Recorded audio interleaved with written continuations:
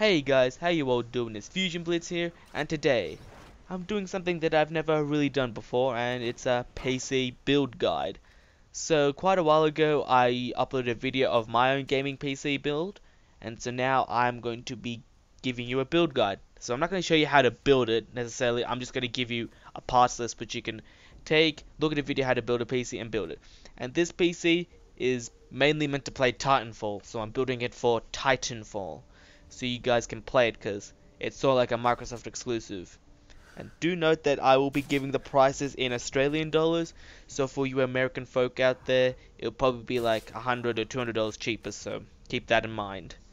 So for the processor, I chose an AMD FX 6300 3.5 GHz 6-core processor. And this processor is really good. So for $150, you're getting 6 cores, you're getting a pretty good clock speed at 3.5 GHz. And really, this is a very nice CPU. It's very good for gaming. It's very good for rendering as well. So you can do all of that. In terms of single-threaded performance, it does lack compared to Intel. But as games start to use more cores and things, this processor will really shine. So for $150, it is just really, really good. Now, for a CPU cooler, I didn't really choose one because you don't want to be overclocking too much on this because it does generate quite a bit of heat. But if you do have to have one, that'll be an extra $50, and I'll just go with a Cooler Master Hyper Evo 2012X because it's a pretty good CPU cooler and will allow you to do some mild overclocking. But now for the motherboard, I chose the ASRock 980 DE3/US3S3 ATX AM3 Plus motherboard. Sorry, the name's really long, but this is a nice cheap $69 motherboard. It supports a 16x PCI 3 graphics card. It's just a very bare bones motherboard, but we just want to play games on it, so we don't need all those extra features. If you want to bump up to something nicer, you can obviously do that, but for $69, this is a very nice motherboard. Now for our memory, I chose some G.Skill Sniper Series 8GB DDR3 1866 MHz RAM, and this is a 4GB stick kit, and so you can run it in dual channel to get the most out of your bandwidth. And so yeah, 8GB is perfect for gaming. Like, you don't need more. Like, you can have more if you want, but I'm just gonna stick with 8GB because that's all we really need. If you need to upgrade in the future, you can do so because the motherboard has 4 DIMM slots. Okay.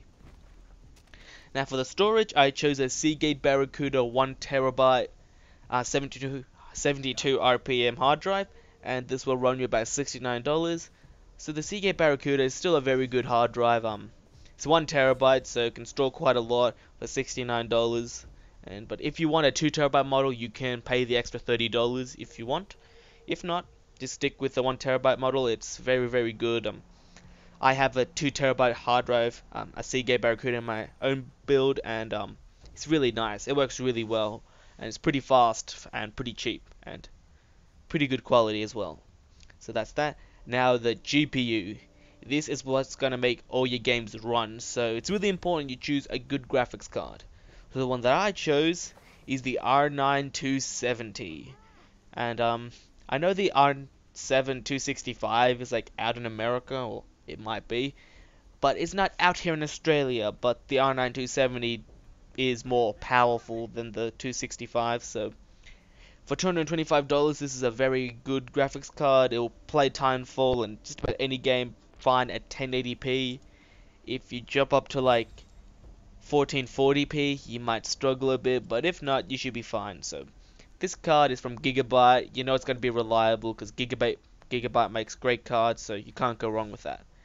Now for the case, I chose the Thermaltake Chaser A21 ATX mid-tower case, so $75. It's a pretty nice case. Its build quality is pretty good. It has a windowed side panel so you can look into your stuff and just marvel at your awesomeness, because everybody wants to look inside the computer because it looks freaking amazing. But it's a really nice case for $75, and I know cases are really subjective, but this is a pretty good one for quite cheap. $75 isn't really that low, but it is lower than a lot of other cases, and it's really good, so that's why I chose that case. Now for the power supply, I chose the Silverstone Strider 600 watt 80 plus certified fully modular power supply. Now, this is a really good power supply. It's 600 watts, 80 plus silver, so it's pretty efficient, and it's fully modular, so it's always nice having a modular cabling system so your cables aren't freaking everywhere and it looks like a freaking mess. So this is a really nice power supply, 600 watts, so it'll power everything just fine. You can upgrade to a beefier graphics card in the future if you want, because we don't have that much power consumption in this besides the processor, which is pretty power hungry, and the R9 270 isn't that power hungry, but it is quite, I don't know, a bit. But this power supply is really good. It'll power your system just fine. If you want to step into a 700 watt model, you can, but I don't think it's really necessary, so that's why I chose this power supply. Well, that is it for this build guide. I hope you guys enjoyed and hope you learned something. Hopefully you guys can make an awesome gaming PC to play Titanfall, because that game, it's like, you know, it has so much hype. Everybody wants to play the game. So hope you guys enjoyed, and I'll see you next time. Peace out.